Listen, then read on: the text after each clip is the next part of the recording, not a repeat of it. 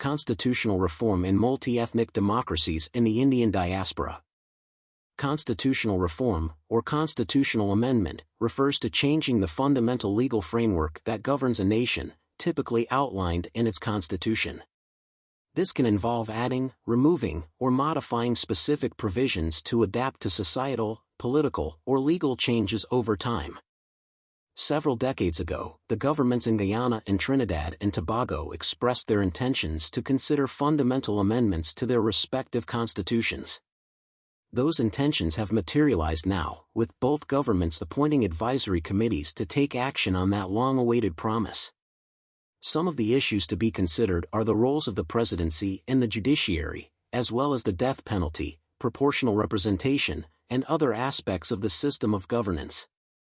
In Trinidad and Tobago, the Prime Minister has mandated members of an advisory committee to collect views from the public on constitutional reform and make recommendations.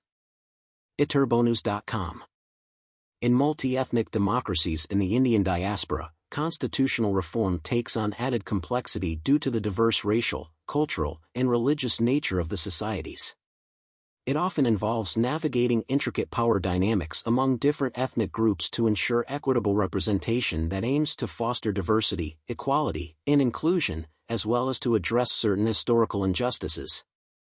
The following are excerpts from an Indo-Caribbean Cultural Center, ICC, Thought Leaders Forum held on Sunday, March 31, 2024.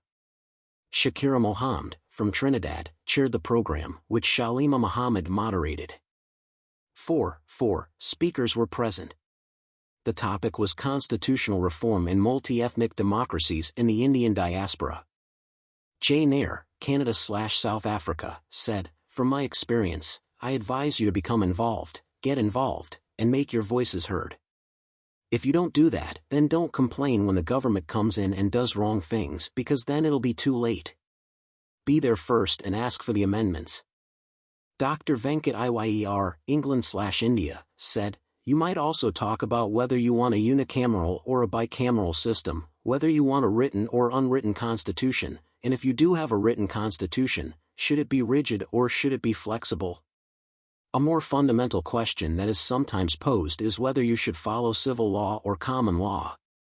Now, of course, most of the diaspora countries follow common law due to their British heritage, and so a further debate sometimes is one about whether or not the system should have a monist or dualist character in terms of acceptance of international law." Dr. Kusha Haraksing, Trinidad, said, "There is the issue of who implements but does not who makes the law, and who interprets the law.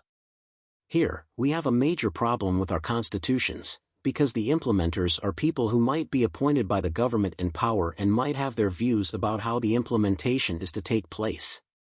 More importantly, where diasporic Indians are concerned, the implementation of a constitution, which might sometimes seem well-meaning, might have a differential impact on the Indian community.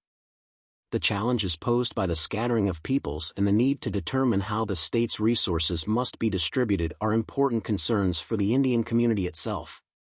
The challenges posed by the scattering were important because it did one thing: it showed them the possibilities of the diaspora as a liberator and to be able, therefore, to discard certain elements of their heritage and to choose others, and indeed some have been discarded.